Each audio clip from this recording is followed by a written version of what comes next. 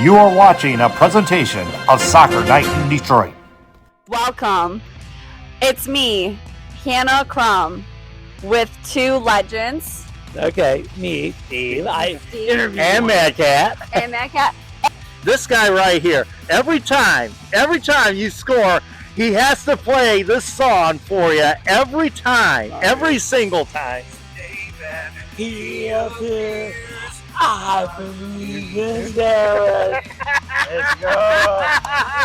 Well. In the middle of a holiday weekend, we've had a crazy day of football. We've had a crazy week of football, and it all culminated today in what we call Judgment Day, or Decision Day, or Championship Sunday, whatever you want to call it. Champion has already been crowned. And, well, it's also Championship Sunday because, as you see, I'm wearing a Pumas kit. Pumas is playing in the Liga MX final as we are recording, so I'm sporting that instead of the Arsenal kit that I wore yesterday during after hours. Yes, we're not going to spoil anything there. It's happening live. We're happening. So if you want to watch it, Oh, absolutely. Well, by the time this thing goes out, it'll already be over, so I ain't giving no partial scores. Okay, me either. So that's how we roll there. So yeah, so going with the flow here. So I'm like I said, Pumas is one of my teams. I got the scarf right behind me, obviously, and Yes, Pumas played at Keyworth Stadium. Yes, they did, and a 1-0 victory by Detroit City, by the way, in that one. Yes, and it was really amazing. It's still one of the most top highlights at Keyworth Stadium ever, seeing the Puma crowd come out in force. Another top highlight had to have been that penalty kick yesterday in stoppage time.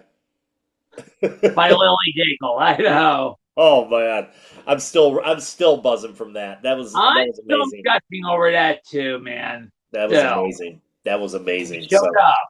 So I know. Look for another version of that video on my Facebook page, and I'm going to put it on all the socials there from a little tweak on that goal. So we'll have that for you coming up soon as far as that goes. Or if it might come up tonight, you might see it already. So make sure you like and subscribe and all that fun stuff. So anywho, let's talk about Championship Sunday, which we've already crowned a champion, but the main reason we have the last day, or the main headline for the last day of the Premier League season, was what was going on at the bottom of the table. Yes, Tottenham Hotspur, which at the start of the year, they didn't win a game until mid-May, and they wound up from the top of the table all the way to the bottom two to dangerously close to the 17-18 line. Their season ends today against Everton. As for West Ham, they've been in the Premier League for 15 years. Could they extend it to a 16-year, or will their fortunes sunk against Leeds? I gotta say, I saw both games. I saw the West Ham game on my phone, Tottenham game on the TV, and... Well, 43rd minute, João Palhinha would score the goal. Could it put him up? We shall see. As the 43rd minute, Tottenham took the lead by a score of 1-0, and at that moment, it looked like everything was good to go for Tottenham. But over at the London Stadium, we would have a little bit of a, shall we say, a resurgence there for Leeds. Let's just say that. Starting in the 67th minute of play, Castellanos got the first goal to put them ahead 1-0. Bowen here on the 79th minute gets a goal. They were up 2-0. And then so it's now Tottenham 41, West Ham 39. Could there be a miracle? Maybe? No. Everton just played dead. Okay. They literally just played dead. Kind of like what Aston Villa did a couple weeks back against them. And they just played dead for them. And it turned out, lifeless as far as that goes. look at the final results of this one here. 50-50, but it was all Tottenham.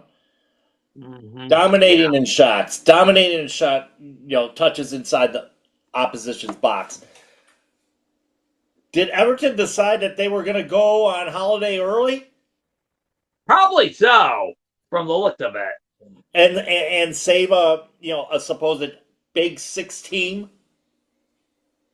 Okay. They went on holiday early, and unfortunately, unfortunately for West Ham fans, they tried. They did their damnedest to get in there. They won their match 3-0. They were finished before Everton and Tottenham finished their games. So but all eyes were on the hat, unfortunately. Yeah. All eyes were on the Tottenham Hotspur Stadium, hoping for a miracle finish. They had 9 minutes of stoppage time, and Everton just couldn't get anything done. No. They would have need 2 goals to put them over the top, but it didn't came. And unfortunately, I hate to say it, time ran out for West Ham. And thus Tottenham 1, Everton 0. West Ham 3, Leeds 0. Both getting a win, but it was not enough. Tottenham Hotspur, almost being embarrassed, being sent down, get to stay up. And West Ham United, 15-year reign on the top flight of the English Premier League, ended. Yep, they go down the flusher into the championship. You can hear that loud flushing by that Red Devil mascot from the Red Devil Plumbing Company, and oh my God, they land down the drain to the championship. Huh. Yep, just watch out. Just make sure your security's tight at the London Stadium, and make sure Southampton's not around. Yeah, unfortunately, West Ham being the top flight, and we, in the anticipation of questioning what it would happen if Tottenham went down, they would have a lot definitely trying to pay off the loan for the new stadium and all that. But West Ham, I saw a video. It's a little bit worse, somewhat not worse, but worse. Well, they still. I mean, Nuno Santos is. We don't know if he's going to be back at the helm next year. A lot of their players are going to have to, you might as well say it's going to be free will at this point, because you're going to see a lot of players leaving West Ham because they don't want to play in the championship, and a lot of them probably have clauses in their contracts should they have gotten relegated. Yeah, you're right. A lot of players who play in the Premier League do have clauses. If they go down, they're free to leave or being sold to the highest team. You know what I mean? So you're going to see a mass exodus. You're going to see either a mass exodus of players. Now, here's a haunting thought. Do you think West Ham will pounce on, or not West Ham, but do you think Tottenham will pounce on some of those players? You could say so. They need a lot of rehabilitation after the free-for-all they had. Literally, they didn't win all year long until May. Yeah, Igor Tudor did not help the matters either. And then Roberto De Zerbi comes in there, and he was the guy that saved them from going down, and he pretty much calmed things down a little bit. For there was all this anxiety that was going on because they had not won games all calendar year. He comes in there, and now Spurs have won 3 in a row. Mm-hmm. So they've been on a hot streak, and now they're going to be staying for next year. So yeah, they have to do a gigantic reset on that entire team after the season they had. First half, top of the world. Second half, oh no. Yeah, lucky.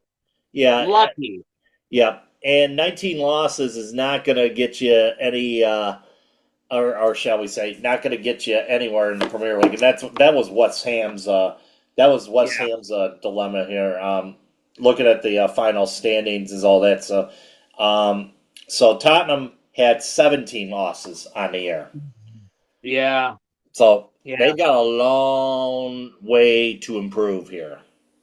A long, Yeah. long way to improve. It could be more easier to bounce back, winning the championship or qualifying the playoff, but it's going to get even tough, or could you say Well, easy? they Because, like I tied. said, Oh, go ahead. I was about to say the EFL have expanded the playoff next year from 14 to 6 teams, so there Yeah, could be. so that's going to be interesting. Going back to Tottenham, by the way, Tottenham had as many losses this year as Newcastle. Newcastle Oh, finished 12th, but here's the downfall.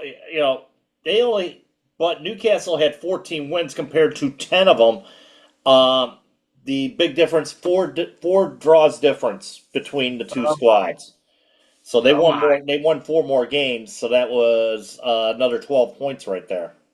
Uh huh. That kept them in the loop. Now, the other story Oh was qualification for for Europe amongst yes. amongst the top thing. Now, here's an interesting situation as far as that goes. If Okay. Aston Villa were to have lost today to Manchester City and Liverpool were to have beaten Brentford, Liverpool would thus take the fourth spot and Aston Villa would move fifth. That would create one more Champions League spot with Aston Villa winning the Europa League last Wednesday. Uh huh. So Yeah. that would have opened one more spot. However, um, Mo Salah's last game over at Anfield today, and as it turned out, Liverpool would get a goal from Curtis Jones in the 58th minute, and then Kevin Schad got the equalizer in the 64th minute of play. Brentford draws Liverpool on Mo Salah's last day, and I think there was one other player that was, I think it was Robertson or I can't remember who else was being honored today as far as their last game goes. Oh, Stella, yes, the guy who has been there for almost 10 years. Yeah, Got his salute. He got his flowers of being with Liverpool all those years, and now he moved on to who knows. yeah, and after some kind of harsh words that he uttered the other day, talking about Liverpool needed to go back to heavy metal football. Okay, In you mean which me soccer which that metal heavy metal football? football earned them the championship or earned them the Premier League title back in 2000 under I Jurgen know. Klopp. And a lot of those players were around when Arne Slot took over, and of course Liverpool won the Premier League last season. So the other game, as I mentioned, Aston Villa would take on Manchester City, but they would go into the Etihad, opening things up as let's see, Ollie Watkins got himself Antoine Seneno got the first goal for Manchester City in the 23rd minute, and then Ollie Watkins uh, took over, got goals in the 47th and 61st minute of play to go up 2-1. Phil Foden had a chance to equalize. However, that was ruled offsides because of his tuchus. Oh, you mean his behind? I mean his derriere. Okay. I guess he was butt cheek offsides. Yep, he ended up being the butt of the joke as Manchester City would lose by a score of 2-1. Thus, the let's say the middle wasn't set as of yet. So let's go back to the scoreboard here. Now there were some other games that had some prominence as well. Sunderland. We'll talk about them later. We'll talk about them a little bit. Let's see. Brighton lost to Man United by a score of 3-0. However, they managed to get a spot in the Europa Conference League. Ah, Yeah, okay. so Brighton, Hove Albion's back in European football once again. And Good for then, them. and then there were still just two more spots left to remain. Those would be for the Europa League, and that was between Bournemouth and Sunderland. Now, Bournemouth uh, today they ended up drawing Nottingham Forest 1-1 at the City Ground. So they would solidify their spot, and then Sunderland would beat Chelsea, and Chelsea earned their 8th red card of the year in the Premier League, 10th overall, and Oh they my. would lose by a score of 2-1. And now Sunderland is also going to the Europa League. And And Chelsea stay home for the next fall in England. yeah, this is what happens when you flirt around with Taco Kofefe. Oh yeah, I forgot. Everything he touched or joined died. Yep. Go I'm sure Mark Chelsea. Cucurella's career might be next. What? What? It's interesting to see two cockroaches on the screen. Oh yeah, I know. I know. I've always So called Cucurella a Bradford, yeah. cockroach. So Bradford missed Europe by a point. Chelsea finishing 10th. They missed by a point. And Brighton went ahead of Bradford because of goal differential, +6 to +3. To fill out, so in the UEFA Championship, you got Liverpool, Aston Villa, Man U, Man City, Arsenal, Europa, Bournemouth, Sunderland, and in the conference, Brighton. And I know you're going to say this one question, Steve. There are 5 teams going to the Championship League. Normally, it's the top 3, then 4th Or place, top fourth, yeah. top 4, and then qualify.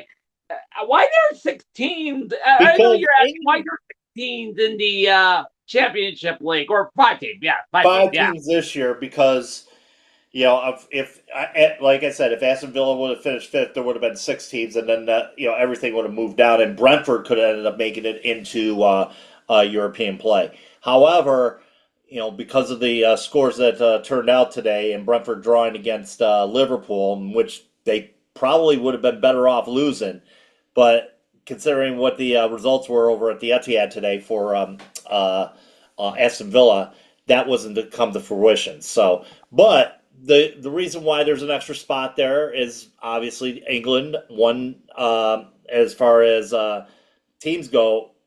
They were tops in the coefficient in Europe. So what that Coefficient, it sounds like a religious term. it's a combination of points earned in the Champions League, Europa League, Conference League, Nations League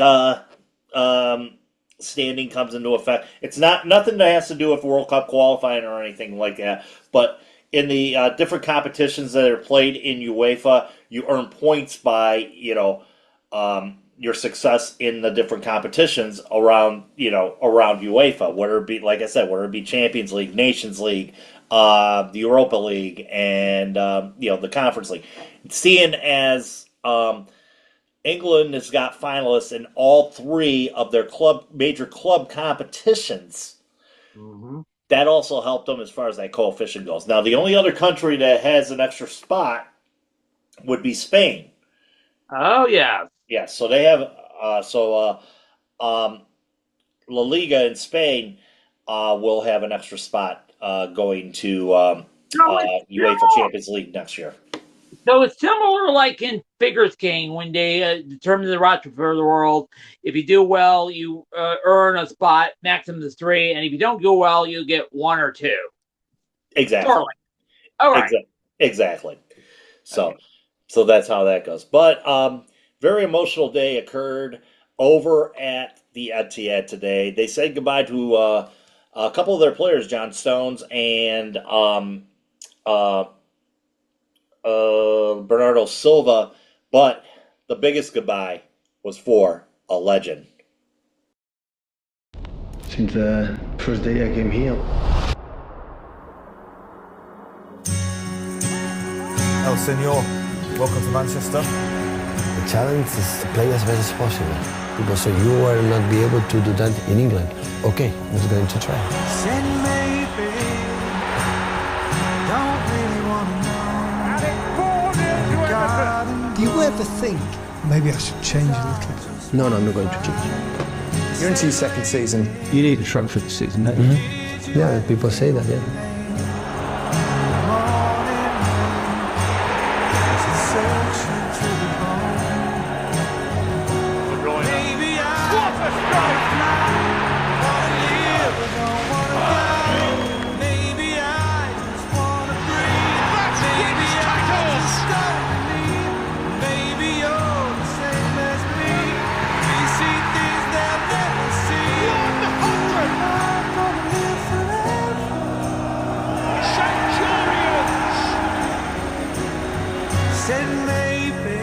The strut of champions intent on becoming serial champions.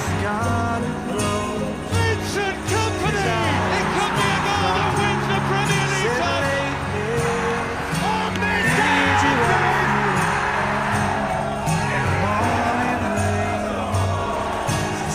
Thank you very much. City are the formidables! All the things that I want to be. Now is not the time to cry. Now's the time to find out why. Winners for the fourth consecutive season. We see things they'll never see. You and I are gonna live forever. 21 wins in a row. Records continue to be broken. The Premier League is the best. Pep probably has had the biggest impact on English football ever. Manchester City are into the Champions League final. What I said to him in his ears was, we'll be back. Yeah! And that is what champions do! A real blow for the league leaders. Kevin De Bruyne!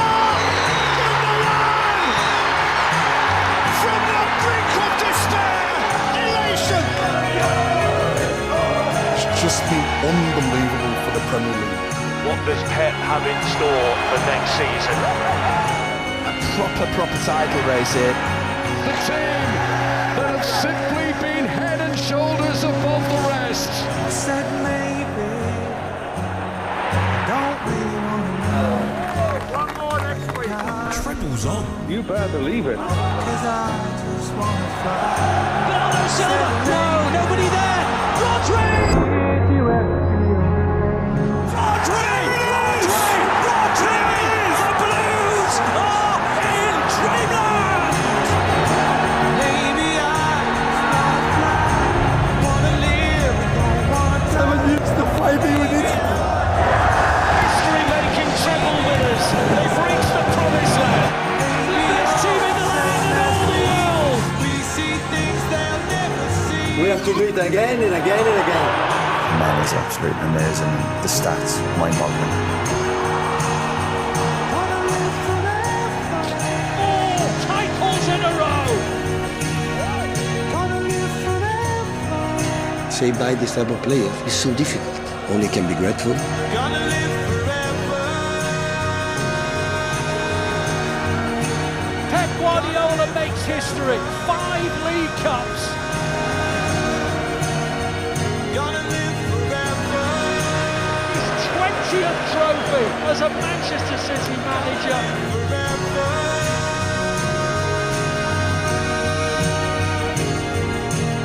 He's given us everything. Great football, great moments, given us all these emotional moments, and I couldn't even put it into words. And, you know, last year with the Oasis thing, you know, he turns up in Manchester and he's got an old retro City kit on. It's just like, he's the king. What we have done in these years is out of this world. So the perspective will take time to realize what we have done.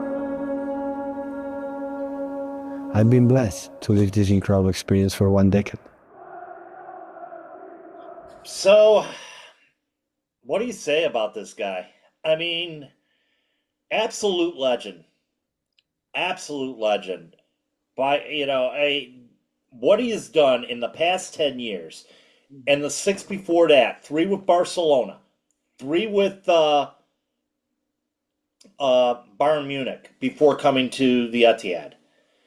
And I tell you, the guy, props to him. I mean, he is an absolute legend, and he changed football in England forever. I agree with you. You know what I mean? The resume say it all. 6 Premier League titles, including 4 in a row back in the early portions. EFL titles. He won an FA Cup. He won Europe. You know, the UEFA Europe Championship League. What He could won be the said about treble that? that year. He won What? the treble.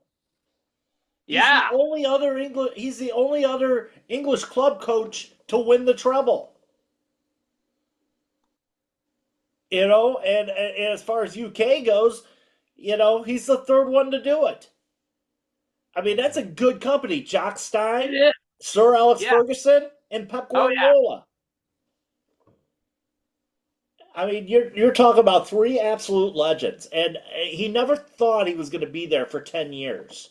And sure enough, I mean, I think the blue side of Manchester, the proper side of Manchester, because United's in Salford or whatever it is. But the thing is, I think Manchester, the blue side of Manchester, is better off for it. And I mean, you could say Sheikh Mansour, you could say all the oil money, blah blah blah blah blah blah. You had to have a coach that was in there, that was going to guide that talent that was going to be coming through those doors, and coach that talent and nurture that talent that was going to come through those doors. And sure enough, he sure did. And you know what? It was like 10 years of the best football I've ever seen. Oh, tell me about it. Tell me about it. You go, I mean, the Centurion year, the formidable year, I mean, the Champions League year. These are just, legendary moments. And this is from a side in which Sir Alex Ferguson would say, not in my lifetime. Well, in his lifetime, they've won 8 times in the Premier League. Yeah. So I mean, that's a pretty damn good resume if you ask me. 20 trophies. Mm-hmm. His last 2 coming in the Carabao Cup and in the FA Cup this year. Champions League title. Obviously 6 Premier League trophies. Numerous, shields. I mean, I don't know how many. What was it? Like 6 or 8 Carabao Cups or something like that. 4 FA, 4. Like I said, the resume. I mean, just amazing career that he had at Manchester City, and of course, he won the Champions League with the great one too. He's coached some greats. Oh yeah, from Messi to Aguero to Holland. Like I said, the pedigree is there, and like I said, probably one of the better coaches we've seen in modern times. Yeah, I agree with you. Now, a modern day Sir Alex, literally. Absolutely. And you and I had to get together, and we're doing a little top 5 segment right now. So we're gonna look at who we feel are the top 5 coaches all time in the Premier League era. Now, grant you, there's been other coaches in the first division. As I mentioned, Matt Busby, Bill Shankly, Brian Clough. These are legends in the game. However, like I said, the last 30 years has produced some pretty big legends as well. So both of us compiled a top 5. And why are we doing a top 5? Why we're doing because top 5? Because it's half as boring as a top 10. Okay. Shout out Neil Rule. All right. So, Steve, who are your top 5 coaches of all time in the Premier League? I would say number 1, without a doubt, Sir Alex Ferguson. Literally, he was a great coach, man. He led Manchester, the team of the 90s and the early 13 Premier League titles.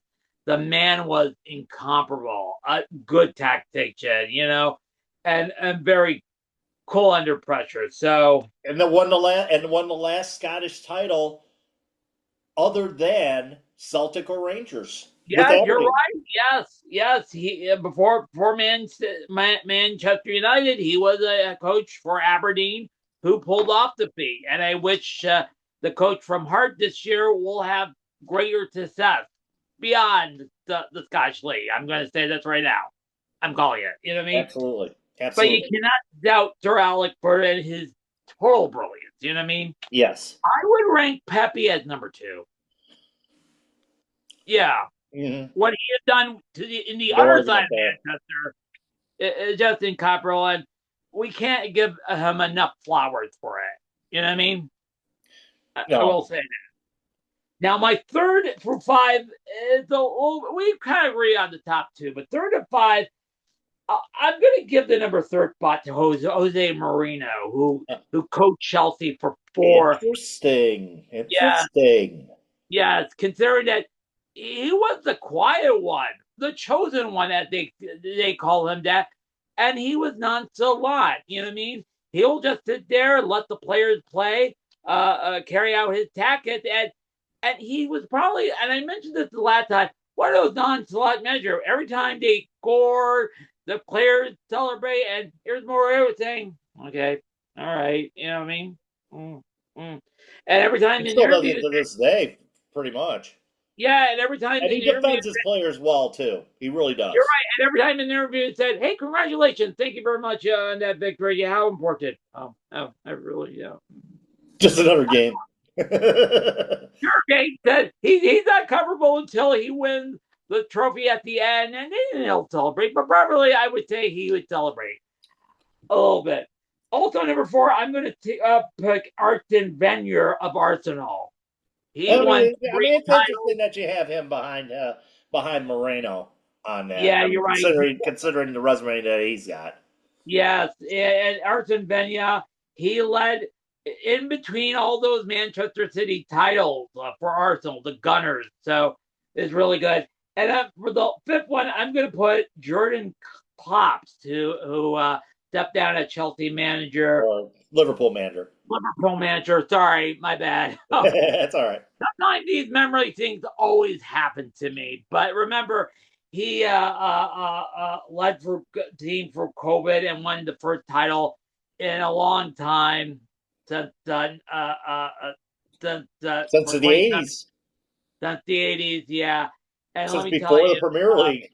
You're right. And too bad he said goodbye. So, and most of the top players were part of that team last year when they won their 20th Premier League. Yeah, you mentioned 2 titles for him. I mean, pseudo facto, that was the 2nd title for Klopp, even though it was Arne Slot's first title with Liverpool. But a lot of those players from that Klopp era were stuck around with that team. Ended up winning the league last year in dominating fashion, by the way.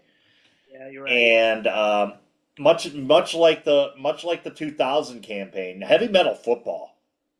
As I mentioned, heavy metal football. As I mentioned earlier, what Mo Salah was talking about, that was the style of football. That's one thing we're going to miss about that, because you had the heavy metal football of Klopp, and you had the finesse symphonic football of Pep Guardiola. And that's, like I said, today was the absolute end of the era. I mean, the end of the era was 2 years ago when Klopp stepped down. So what will the new era be for English football? Who knows? It remains to be seen. We discussed a little bit of that on Wednesday night during after hours. Following the Miami game. But, okay, my top 5. I'm going from 5 to 1. Here's my choice for number 5. Okay. Mauricio Pochettino. Now, he did not win a title, mind you. All right. However, he led that Spurs squad in 2019 to almost an impossible dream. They went to the UEFA Champions League final that year. Mm-hmm. And I mean, they were playing some very tough competition. I mean, they were grouped with Messi's Barcelona, in their group. They go through in the shall we say, they go through in the the knockout rounds. They took on Borussia Dortmund. Mind you, without Erling Haaland, he would come the following year. Okay. Took on Manchester City and knocked them out. Oh my! Knocked them out of the round of 16 thanks to goal differential. That was Pep's worst fear was playing playing Pochettino, and then they go all the way to the final. Unfortunately, losing to Jurgen Klopp's Liverpool squad in that final, but.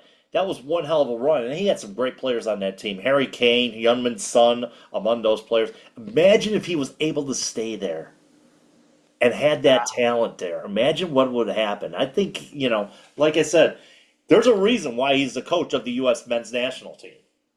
Yes. And there's a reason he's been a coach elsewhere, too, he's coached at Chelsea, he's coached at other places as well, and there's a reason why they like him. I mean, he gets those guys motivated. The only problem is with him is that he doesn't get it up to the next level. But I think he would have had he stayed at Spurs, and I'm hoping he does the same thing to the U.S. national team. Maybe get him up to that. Maybe get him past the round of 16. Maybe into a quarterfinal stage or something like that. That would be huge for this national program if he did that. Uh-huh. And maybe he could be, and a lot of those people out there saying, well, if you get to the final, All right. It's been, that's wishful thinking. Number 4, I have Jurgen Klopp. The one title, obviously, heavy metal football. Him and Pep Guardiola defined an era of football. You had the heavy metal side of things over in Liverpool.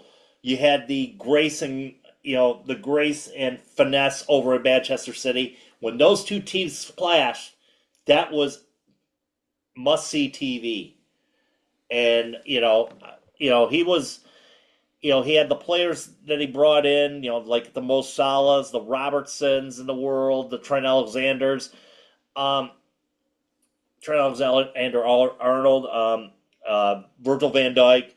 He brought some players in there that played the game and played the game very well. And and every time he win a match, you knew that fist pump was coming. Every single time he win that match. So I got him at number 4. Number 3, Wenger. You got the Invincibles. He's won those 3 titles, obviously, in the absence of, maybe Sir Alex would have a bad year or whatever it was, but Arsenal would always be there. And then, of course, until today, officially, they were the last they were the last titles that they won, and and then they're going back this Saturday to the Champions League. So it'll remain to be seen what Mikel Arteta's legacy will be, but I don't think it can equal what Wenger did over at Highbury. For all those years. Number 2, Pep.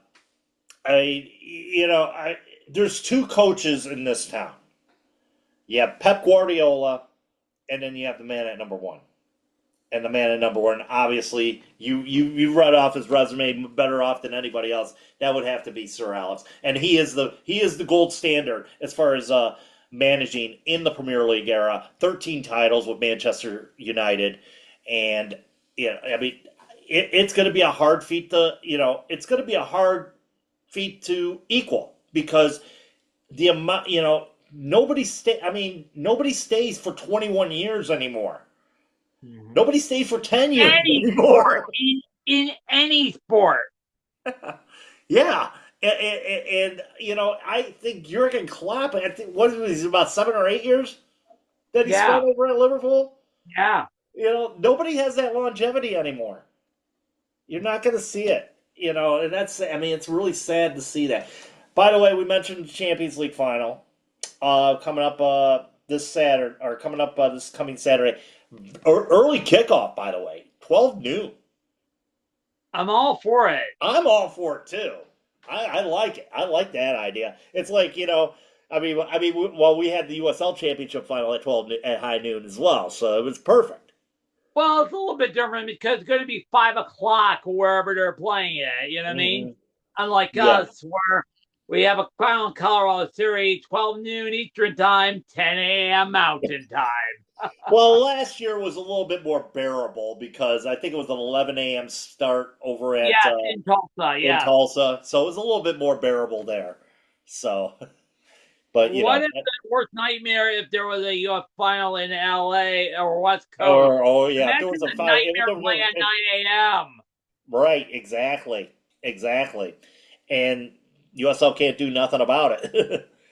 Yeah, they're bound by the network. I'm sorry to say. Yeah. Yeah, and Speaking of which, CBS, I don't know yes, what the it's on deal is with CBS. CBS Yeah. anymore because I don't think they don't have any. I don't know how it's going to be with college football now. The NWSL is going to be prime time anyway.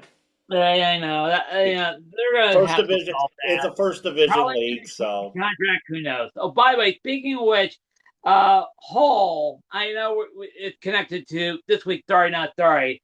Won their golden ticket, non-assistant, by the way, to the Premier League.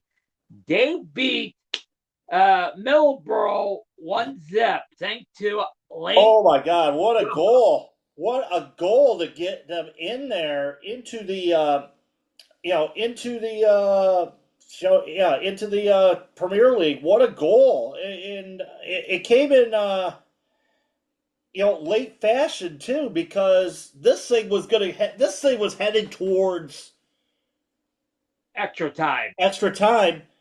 Ole McBurn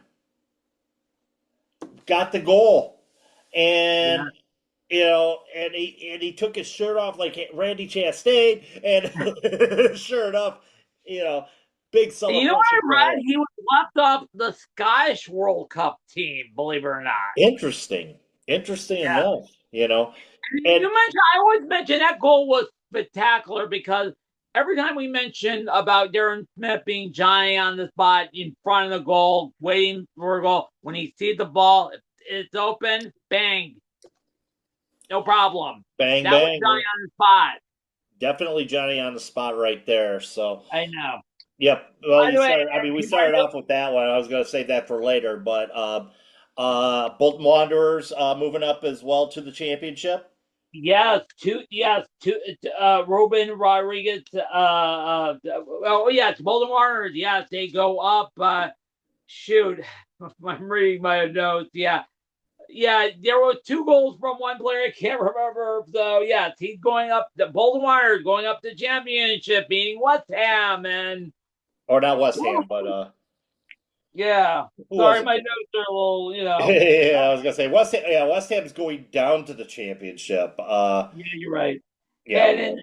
And then Stockport County. Oh yes, you're right. Stockport County. That's who they played. Scored 2 goals to take Stockport. Oh shoot! Oh my God, I'm messing up. I'm helping you. I'm trying to help you out. Thank you very much. Yep. So let's see here. By the way, not County against Stafford, 10 a.m. It's on Paramount Plus as well. So. Yeah. So Rodriguez got 2, 1 in the 3rd minute, 1 in the 4th minute of stoppage time in the second half. That's what I was talking about. Yeah. And Side Bay had equalized in the 29th minute of play, but it was a own goal by Wooten, which pretty much ended the dream for Stockport County. Yeah, hate to see that. By the way, I mentioned not County will face on Salford, the Lions logo, not the Lions logo, but you know what I'm talking about. 10 a.m. tomorrow. So if you need something to see, you can watch that. And by the way, the newest team in the EFL was Rochdale. Remember, they finished 2nd with 106 points. They won their playoff game in penalty kick 2 weeks ago over Boardham Wood. That's their actual name. 3-1 in penalty kick to join League 2. And welcome to the EFL. Welcome to the EFL. The other game that went on Saturday was pretty much a snoozer. And that took place at Hampton Park as Celtic won their, I believe it was, 46th Scottish Cup. 3rd Scottish Cup. I saw the game at the Collect Bar. One of my favorite players, Danton Manson, scored his ninth. Daza made it. Yes, in 7 games. He's having a hell of a late half, you know. Yep. And he's going to be on the Japanese World Cup team. Absolutely. Arnie Yeah. Engel scored in the 36th minute, and Kelsey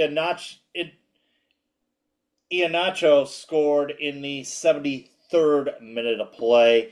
And and I think Josh Cooper got a consolation goal in the 80th minute, and that was it. So, like I said, it was a ho-hum day.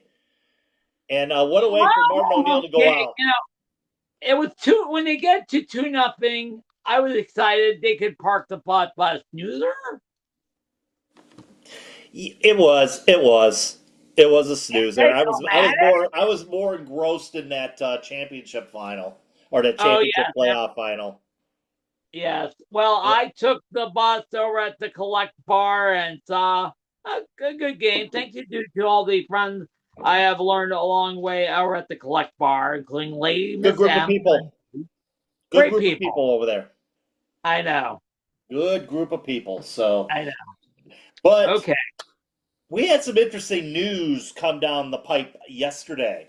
Yes, it was not very interesting news. Now, Tuesday is supposed to be the reveal, the actual reveal of the U.S. national team that will be playing in the World Cup that will be coming up next month. Over at and in various spots of excuse me, I'm sorry. The World Soccer Celebration presented by Johnny Infantino.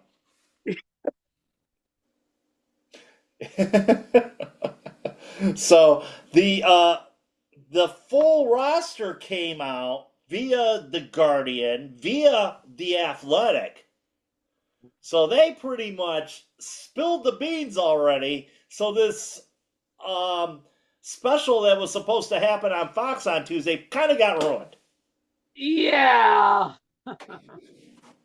So, needless to say, we're not going to reveal the full roster here, obviously, but we're going to reveal some names that were off the roster. One of them being, obviously, a couple. One of Cameron Carter-Vickers, obviously, not in the lineup, obviously because of an injury. Big name, Diego Luna, former USL star with the El Paso Locomotive, did not make the roster as well. So that was like one borderline player that it was either he was in, he was out, and Pochettino could not make room for him on the squad. Ah, that's surprising. But instead of Carter-Vickers not in the lineup, his Chelsea teammate Austin Trusty made the lineup. Oh, okay. So that's good news there. Up the hoops for him. So congrats. And it sounds like Alistair Johnson's going to make the Teams Canada squad as well. So that's two Celtic guys that we could pull for coming up in June. So perfect. Among the big, I'm not gonna name the obvious ones, because the obvious ones are going to be there. We know which ones we're talking about too. Yeah. So interesting though that Matt Turner got a spot, and of course Matt Turner came back here to the States. Now he's the goaltender for NYCFC, and he was the Arsenal goaltender for a little while. He was the number one goaltender for a while, but I think it was Matt Freese. That's the NYC. FC goaltender, I think it is. Or is it Red Bulls? I'm not sure. I don't watch MLS, so I don't know. I don't watch MLS either. You know what I mean? Right. So, a lot of big... one name, Gio Reyna, confirmed to be on the roster. And that was a big question mark. Okay. That was a big question mark right there. Another big question mark a lot of people had, Ricardo Pepi.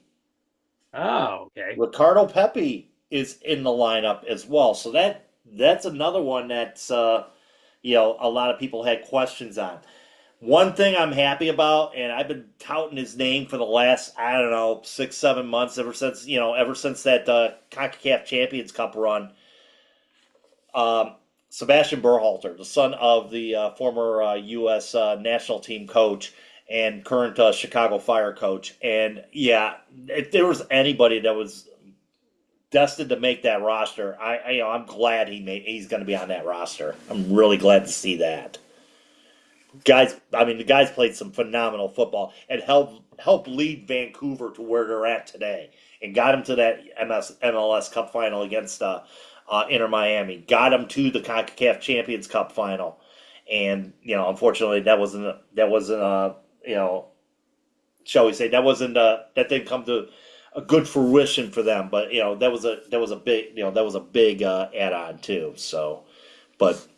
It's starting to come about. The full roster will be announced on Tuesday. Officially. Already. I know. Officially. And if you're Proctor saying, what the hell? Oh, my God. In this stage of information, the things were good. I mean, they were leaking out that England roster bit by bit by bit. And I didn't think that this roster would come out full force like it did on Saturday. I really didn't. I thought they were going to wait till Tuesday. And the USMNT national team. Yes, I know. Yeah, I thought they were going to wait till Tuesday with the big announcement because Fox had it all planned out. They were going to go on the pier in New York and announce it and all that stuff, and now it's like completely ruined.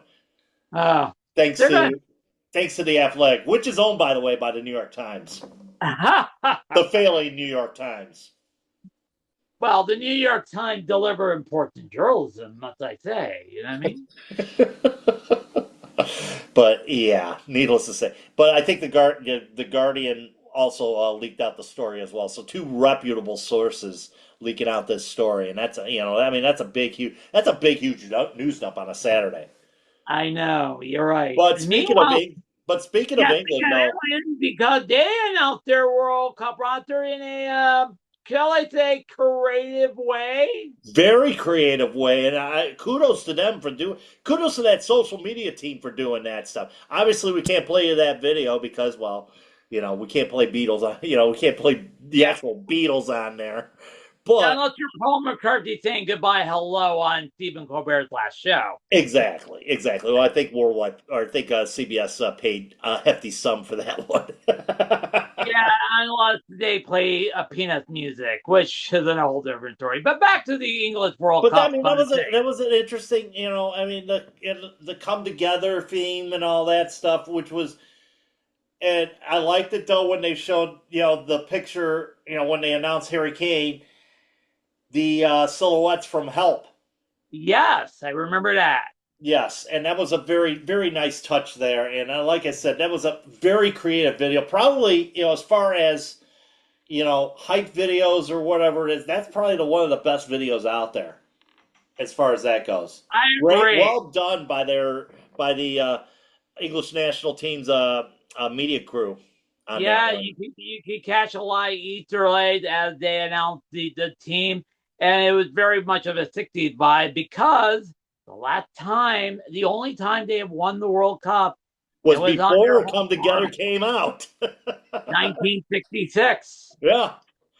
Wasn't it? I think it was the White Album then. Yes. White Album came before Sgt. Pepper. I'm trying to think. Magical Mystery was 68, I think. Yeah, 68. Yeah, right. That came before that Magical Mystery Tour. You know what I mean? So I think it was like White Album, Magical. Yellow Submarine has to be in there somewhere. Yes, and they had little highlights of Yellow Submarine in that video. So. Yeah, and announced a couple of players that way too. You're right. Kind of cool. Kind of neat. Kind of well nice. Done.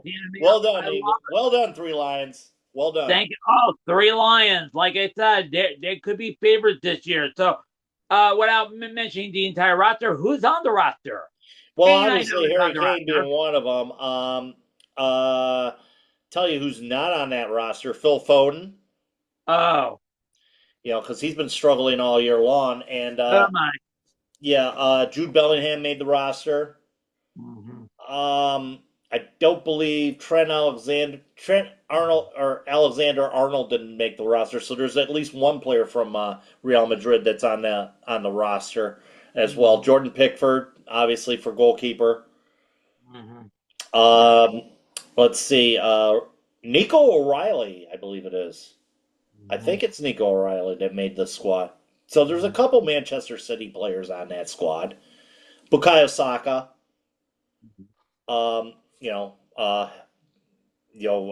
heavily with that, big help for that Arsenal team that just won the Premier League title. So among those names on there, it's a star-studded cast that they have there. So could this be the squad that wins the World Cup, or we shall? They're one of the top favorites. One of the top four, I think. Like I said, a lot of teams have made the announcements from top to the bottom. Canada, not yet. Mexico, not yet. I was just watching about who you think they're going to be on the Mexican team. A lot of teams. We know 4 USL players will play for Curacao and Haiti. Respectively, yes. Team.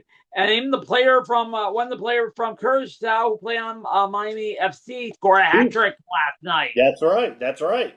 We talked about that. I know. So and, he was held scoreless the other night at Keyworth. I know. Yeah. After their maybe that was a reason why they played like hooligans. Was it because of the jet lag? Probably so. Like I said, needless to say, no easy way to get into this. So let's close things out with sorry, not sorry. Okay. I've got a lot of problems with you people, and you're gonna hear about it. Just brother. Let's take it back to October of 2022.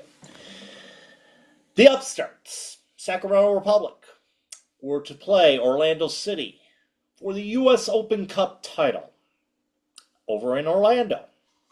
Now, obviously, Sacramento could not use Orlando's facility for practice or whatever, and there was no other facility available that they could use to, get ready for the U.S. Open Cup final. They had to practice in a public park. Now, mind you, Keyworth's a public stadium, as you know. It's a public entity owned by the Hamtramck Public Schools. But this, as I mentioned, they practiced in a public park. It so happened that a representative from from Orlando City attended said practice in a public park. And the officials from Sacramento Republic saw this individual and asked him to leave. He proceeded to stay another 45 minutes after he was told to leave. USSF stepped in. They saw that, nothing was wrong with that. Had to pay a little fine as well. I'm applauding the EFL for what they did. Because either way you look at that, what happened with Southampton, what happened with Orlando City, that's cheating. It is. That's blatantly cheating.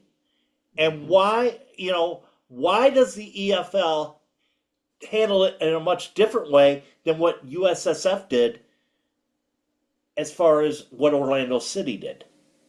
In the most prestigious competition in all of American soccer.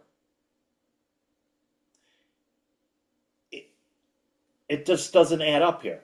There's been punishments for other situations like that. Canada in the Olympics was docked 6 points for spying.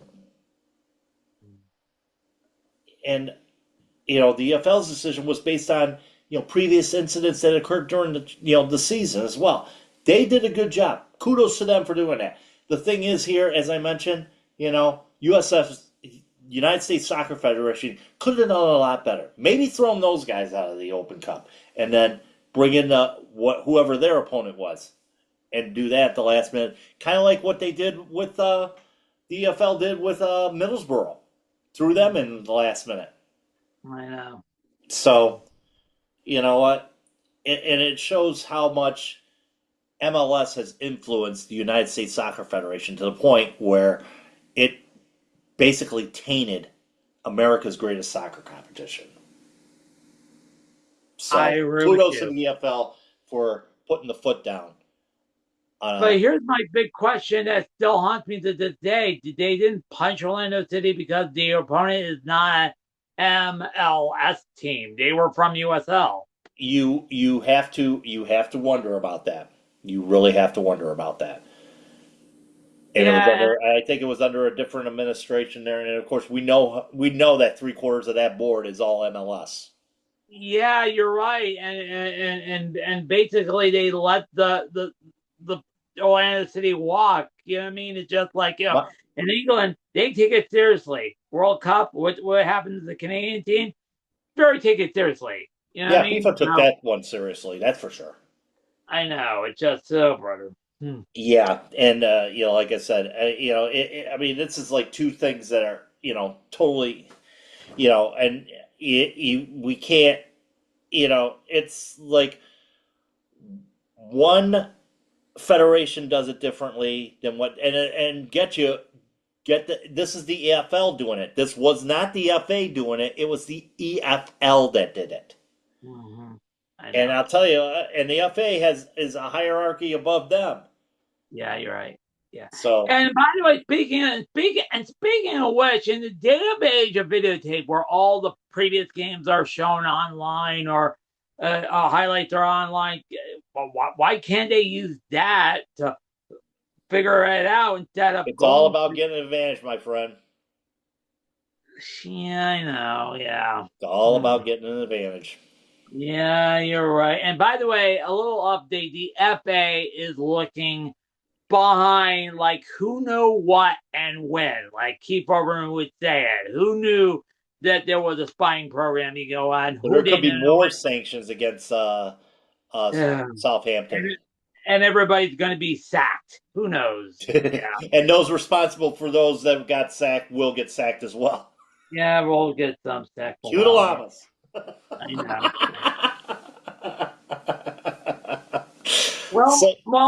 Well, my sorry not sorry is sort of like an extension. Remember last week I told you about that outside sponsorship promoting your city or anything is not allowed because they're FIFA worldwide sponsor and only 12 brands could advertise throughout the city, in the stadiums and all that. Well, when the World Cup or the circuits come to town, they want to put the best face forward, putting banners up saying, "Welcome to the World Cup, this is happening, it's on Fox," and all that.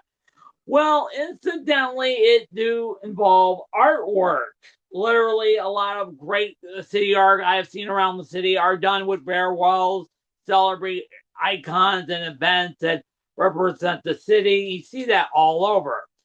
Well, I hate to take you to Dallas, Texas, where some of the games will be played at Dallas Stadium. In Arlington. Yeah, AT&T is not a worldwide sponsor on Thursday, but back to the point. There was a mural called Ocean Light done by the famed artist Waylon. And he's been doing that a lot to a lot of buildings, including the building across the street from Comerica Park, which was so prominent until a couple of years ago, which was covered up by advertising by Rocket Mortgage. That, and this is the part. One of them is a great, beautiful ocean light with whales going around the ocean, that spotlight, which I'm showing you right here. Spotlight the Dallas building. Well, believe it or not, it caused a cluster. You know what? The city of Dallas decided to cover up, pin over the whale mural. Why? They want to create a FIFA mural in that same building. You mean you're discarding whale art for soccer art? And the tournament's going to be there for 3 or 4 weeks. How many games are going to be played in Dallas? And it's going to be forever instead of a whale? Like, what the hell? They're destroying artwork for soccer? Huh? Honestly, Dallas is a great team. They have their own unique styles, but covering up a great piece of work for a mural that's for an event is only going to be for 3 weeks. It's just, oh, brother. And it's just criminally insane to paint over great art. It is. I have to agree with you on that because we've had that incident with the big whale over by Comerica Park several times. Although although it hasn't been officially painted over, but you see advertisements above on that all the time, and that's just not right. I mean that just destroys the spirit of the artist right there, and it's like and another thing for corporate. I'm wondering if it's going to be one of those corporate murals. And I'm thinking that's probably going to be the case there. Unfortunately, it's going to be one of those corporate worlds. We got soccer, you got the World Cup logo, and by the way, sponsored by Budweiser. Please. Or Michelob Ultra. Oh, wait a minute. They sponsored the U.S. team. I don't know. Whatever. Yeah, you're right. Got the good art for the sake of the commercial, for the sake of commercialism. And by the way, this is what pissed me off. You see, you have to be rah-rah for the Olympics or the World Cup. And then when the circus leave town, it's just like, did this happen? Or sometimes, look, the Olympics, when the end of the year come, you ask, what happened there? I don't remember. It was 2 weeks of my life I'll never get back. Like, like something you watch it, and then all of a sudden you saw a flash said, what happened to those 2 weeks? AKA Men in Black, by the way. Remember? I saw aliens. Okay, look at it. What did you see? Nothing. Our memory of the '94 World Cup is now an Amazon fulfillment center. That's all I have to say about that. I know. Speaking of the World Cup, you shared a really good video I saw, and it was from, I can't remember the YouTube creator name, about the '94 World Cup, and it was totally messed up as I remember. Yes, it was. I mean, all the craziness that went on during that, during that World Cup, and you know what? It was better off. I mean, they said it could have been, like the biggest disaster ever, but without it, we wouldn't have the USL. We wouldn't have MLS. We wouldn't have all these other leagues that have happened. I know. We wouldn't have, the Super League. We wouldn't have the, NWSL and all that. That's off of the women winning the World Cup back in '99. Yeah. But still, we wouldn't have. Way, and speaking of what, the bike documentary looked at part 3 of the Women's World Cup from 1999. First World Cup, Women's World Cup, and they won it, and nobody barely noticed. Unless you read the newspaper back then. Yeah. Oh, you're talking to, well, they did notice because, remember the goal scorer for Hull? Yeah. Yeah. Randy Chastain? Yeah, yep. Yep.